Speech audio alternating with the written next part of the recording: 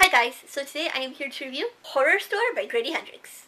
So Horrorstor takes place in an Orsk furniture store, and Orsk stores are supposed to be kind of like low-rent IKEA knockoffs. Now this particular Orsk store has only been open for about 11 months, and even though they have tons of customers coming in and tons of business, everything doesn't seem to be adding up financially.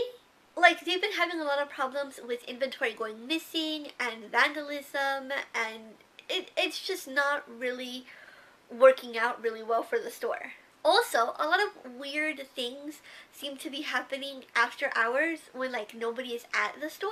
So finally, one day, one of the assistant managers, Basil, decides that he is going to enlist the help of Amy and Roseanne. These are two women that work at the store.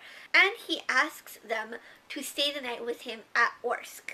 Their plan is to patrol the store and to see if anybody's breaking in, to see what's going on when the store is closed, and why is it that when people come into the store in the morning, everything's kind of askew. So obviously the ladies agreed to work this extra shift, each for their own unique reasons. And that is when all the creepy, weird stuff starts to happen. Horrorstor isn't necessarily, I guess, the scariest of books out there. However, I wouldn't recommend reading this book at night in the dark, because I did that and I kind of freaked myself out a little bit. However, I don't necessarily have a very high tolerance for scary things, especially when it comes to books. Scary movies I can tolerate a little bit better, but books kind of get under my skin and start to freak me out.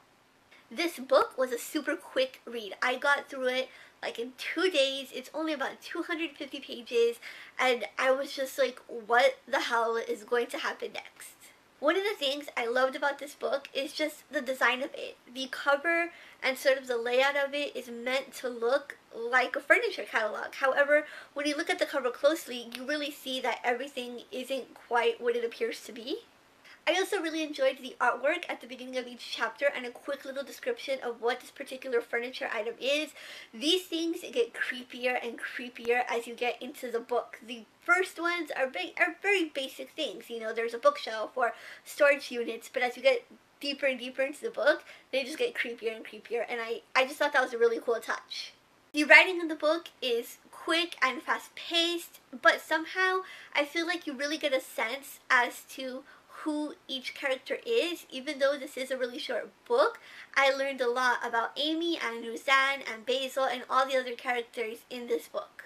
I really enjoyed this book. I think it is a perfect read for Halloween time, but it is also a perfect read for any time.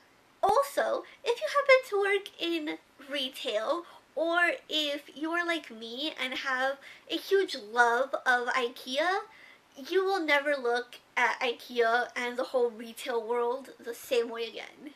If you guys have read Horrorstor, let me know what you thought of it in the description box below. But that is all for today's video. Thanks so much for watching, and I will see you guys next time. Bye!